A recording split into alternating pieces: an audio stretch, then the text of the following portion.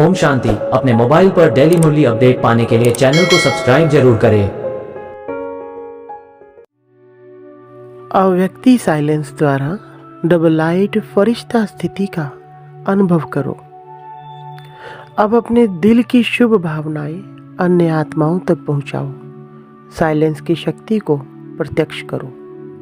हर एक ब्राह्मण बच्चे में यह साइलेंस की शक्ति है। सिर्फ इस शक्ति को मन से तन से इमर्ज करो। 1 सेकंड में मन के संकल्पों को एकाग्र कर लो, तब फरिश्ते रूप द्वारा वायुमंडल में साइलेंस की शक्ति के प्रकंपन फैल सकेंगे।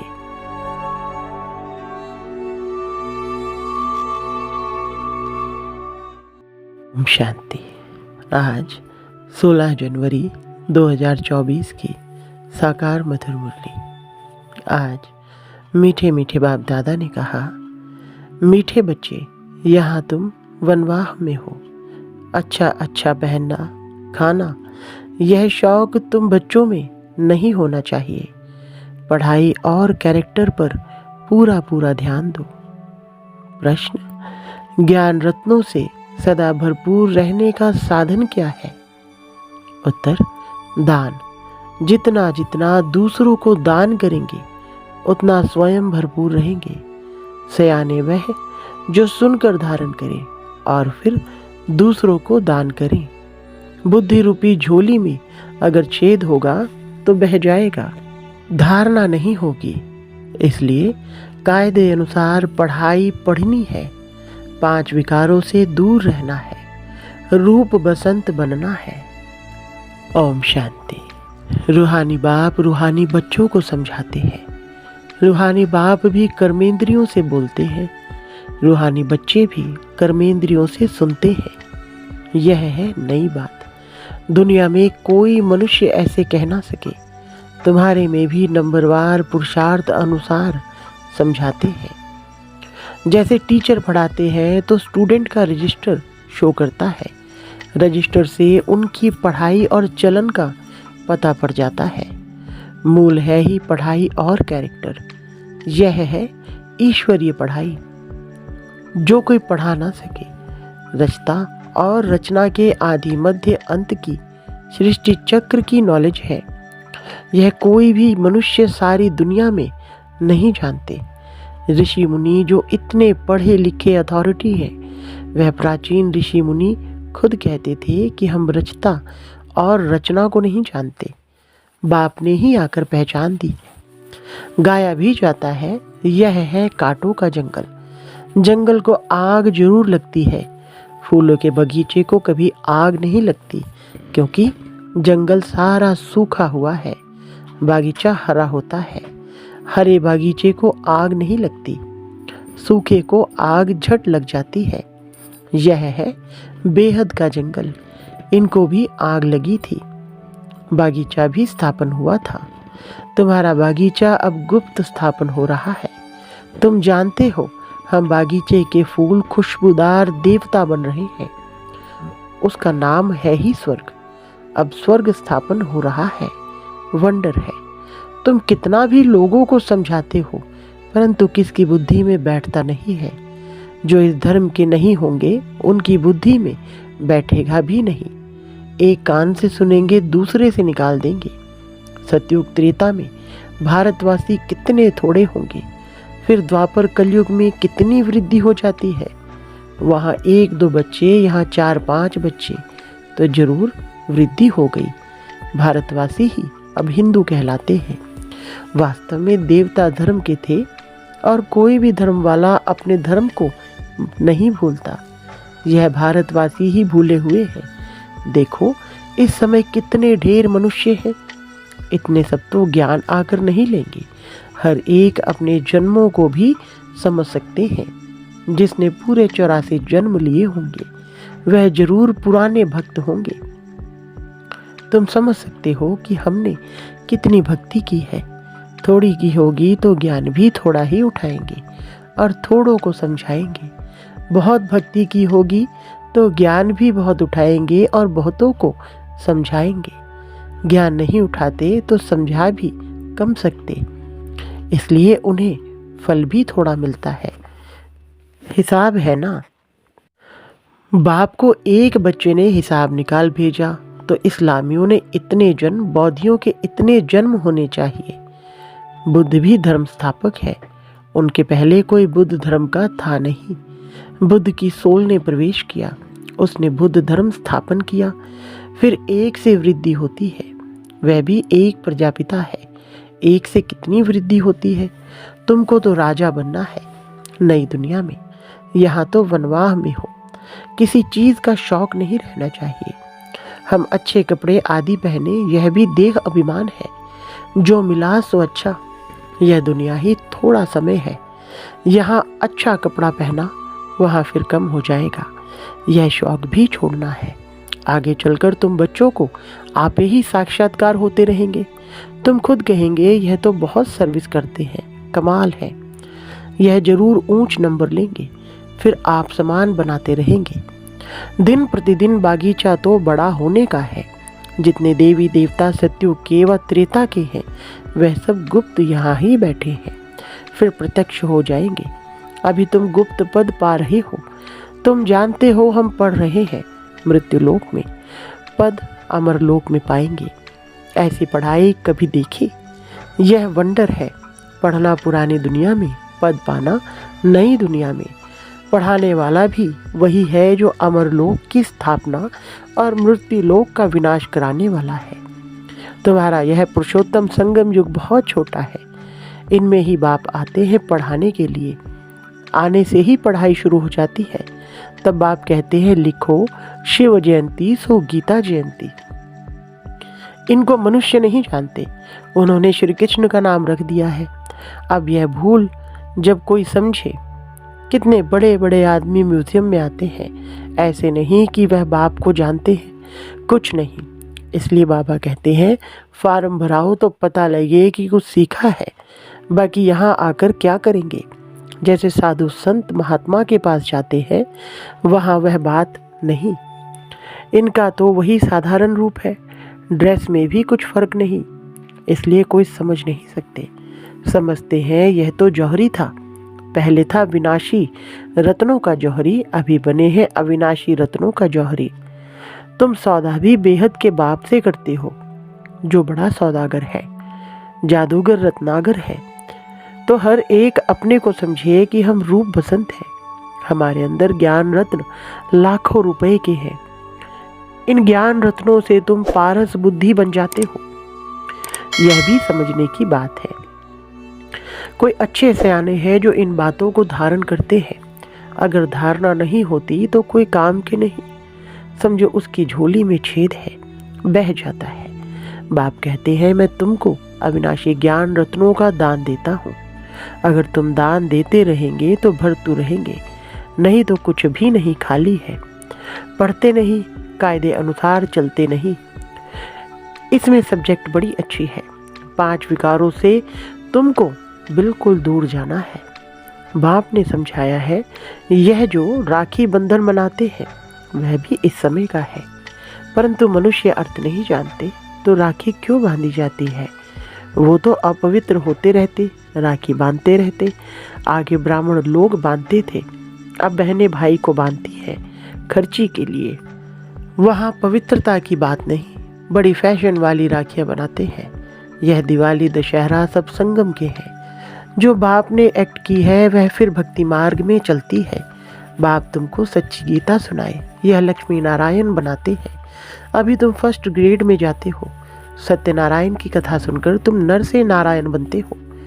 अब तुम बच्चों को सारी दुनिया को जगाना है। कितनी योग की ताकत चाहिए। योग की ताकत से ही तुम कल्प कल्प स्वर्ग की स्थापना करते हो। योग बल से होती है स्थापना, बाहुबल से होता है विनाश। अक्षर ही 2 है, अल्फ और बे। योग बल से तुम विश्व के मालिक बनते हो। तुम्हारा ज्ञान बिल्कुल ही गुप्त है। तुम जो सतो प्रधान थे वह अब तमो प्रधान बने हो। फिर सतो प्रधान बनना है। हर एक चीज नई से पुरानी जरूर होती है। नई दुनिया में क्या नहीं होगा। पुरानी दुनिया में तो कुछ भी नहीं है। जैसे खोखा, कहाँ भारत स्वर्ग था, कहाँ भारत अब नर्क है। रात दिन का फर्क है। रावण का बुत बनाकर जलाते हैं, परंतु अर्थ नहीं जानते। तुम अब समझते हो यह क्या क्या कर रहे हैं। तुम्हारे में भी कल अज्ञान था, आज ज्ञान है। कल नर्क में थे, आज स्वर्ग में जा रहे हो। रियल, ऐसे नहीं जैसे दुनिया वाले लोग कहते हैं स्वर्गवासी हुआ। तुम अब स्वर्ग में जाएंगे तो फिर नर्क होगा ही नहीं। कितनी समझने की बात है भी सेकंड की बात। बाप को याद करो तो विक्रम विनाश होंगे। यह सबको बताते रहो। बोलो तुम लक्ष्मी नारायण जैसे थे, फिर 84 जन्म लेकर यह बने हो। सतो प्रधान से तमो प्रधान बने हो, फिर सतो प्रधान बनना है। आत्मा तो विनाश नहीं होती, बाकी उनको तमो प्रधान से सतो प्रधान फिर बनना ही पड़े। बाबा किस्म किस्म से समझाते रहते हैं, मेरी बैटरी कभी पुरानी होती नहीं। बाबा सिर्फ कहते हैं अपने को बिंदु आत्मा समझो। कहते हैं इनकी आत्मा निकल गई तो आत्मा संस्कारों अनुसार एक शरीर छोड़ दूसरा लेती है। अब आत्माओं को घर जाना है। यह भी ड्रामा है। सृष्टि चक्र रिपीट होता ही रहता है। पिछाड़ी में हिसाब निकाल कहते हैं दुनिया में इतने मनुष्य हैं, ऐसे क्यों नहीं कहते इतनी आत्माएं हैं।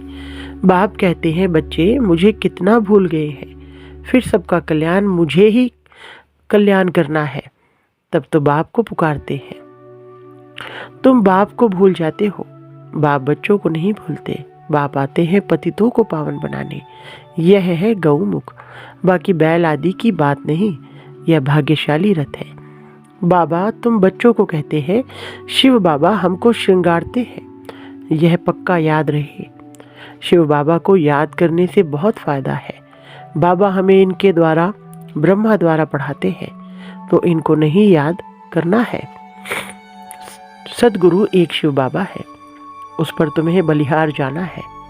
यह भी उन पर बलिहार गया ना। बाप कहते हैं मामेकम याद करो। बच्चे जाते हैं सतयुगी फूलों की दुनिया में। फिर कांटों में मोह क्यों होना चाहिए। 63 जन्म तो भक्ति मार्ग के शास्त्र पढ़ते पूजा करते आए हो। तुमने पूजा भी पहले शिव बाबा की है। तब तो सोमनाथ का मंदिर बनाया है। मंदिर तो सभी राजाओं के घर में थे। कितने हीरे जवाहर थे। पीछे आकर चढ़ाई की। एक मंदिर से कितना सोना आदि ले गए। तुम ऐसे धनवान विश्व के मालिक बनते हो। यह धनवान थे, विश्व के मालिक थे, परंतु इनके राज्य को कितना समय हो गया है कोई को पता नहीं है। बाप कहते हैं 5000 वर्ष हुए। 2500 वर्ष राज्य किया, बाकी 2500 वर्ष में इतने मठ पंथ आदि वृद्धि को पाते हैं। तुम बच्चों को बहुत खुशी होनी चाहिए कि हमको बेहद का बाप पढ़ाते हैं। अथाह मिल्कियत मिलती है। दिखाते हैं सागर से देवता निकले रत्नों की थालियां भर कर आए। अब तुमको ज्ञान रत्नों की थालियां भर भर कर मिलती है। बाप तो ज्ञान का सागर है। कोई अच्छी रीति थाली भरते हैं, कोई की बह जाती है। जो अच्छी रीति पढ़ेंगे पढ़ाएंगे वह जरूर अच्छा धनवान बनेंगे। राजधानी स्थापन हो रही है। यह ड्रामा में नूंद है। जो अच्छी रीति पढ़ते हैं उनको ही स्कॉलरशिप मिलती है। यह है ईश्वरीय स्कॉलरशिप, अविनाशी। वह है विनाशी। सीढ़ी बड़ी वंडरफुल है। 84 जन्मों की कहानी है ना। बाप कहते हैं सीढ़ी की इतनी बड़ी ट्रांसलाइट बनाओ जो दूर से बिल्कुल साफ दिखाई दे। मनुष्य देखकर वंडर खाएंगे। फिर तुम्हारा नाम भी बाला होता जाएगा। अभी जो फेरी पहनकर चक्कर लगाकर जाते हैं वह पिछाड़ी में आएंगे। 2-4 बार फेरी पहनी तकदीर में होगा तो जम जाएंगे। क्षमा तो एक ही है, कहाँ जाएंगे। बच्चों को बहुत मीठा बनना है। मीठा तब बनेंगे जब योग में रहेंगे। योग से ही कशिश होगी। जब तक कट जंक नहीं निकली होगी तो किसको कशिश भी नहीं होगी। यह सीढ़ी का राज सब आत्माओं को बताना है।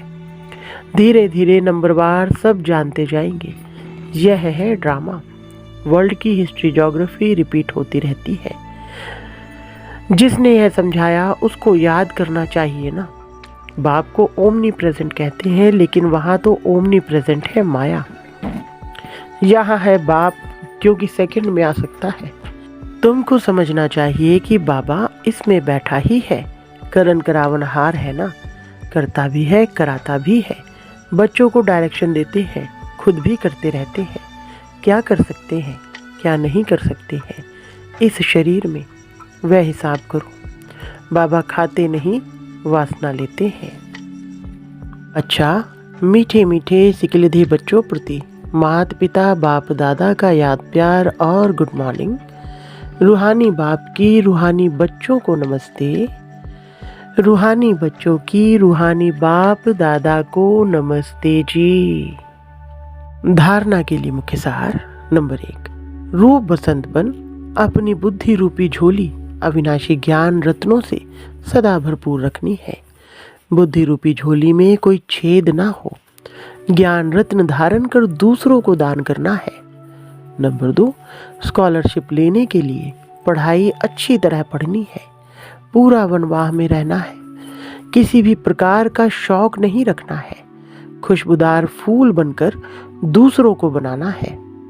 वरदान, बातों रूपी बादलों को देख घबराने के बजाय सेकंड में क्रॉस करने वाले सिद्धि स्वरूप भव। विस्तार, कई बच्चे शास्त्रवादियों की तरह बात बनाने में बहुत होशियार हैं। ऐसी बातें बनाते हैं जो सुनते ही बाप को भी हंसी आ जाती है, लेकिन दूसरे प्रभावित हो जाते हैं। यह अनेक प्रकार की व्यर्थ बातें व्यर्थ रजिस्टर का रोल बनाती रहती है। इसलिए इससे तीव्र उड़ान भरो, इनोसेंट बनो। बाप को देखो, बातों को नहीं। ये बातें ही बादल हैं। इन्हें सेकंड में क्रॉस करने की विधि से सिद्धि स्वरूप बनो। स्लोगन, किसी भी बात में क्वेश्चन मार्क उठाना अर्थात व्यर्थ का खाता प्रारंभ होना। अच्छा, ओम शांति।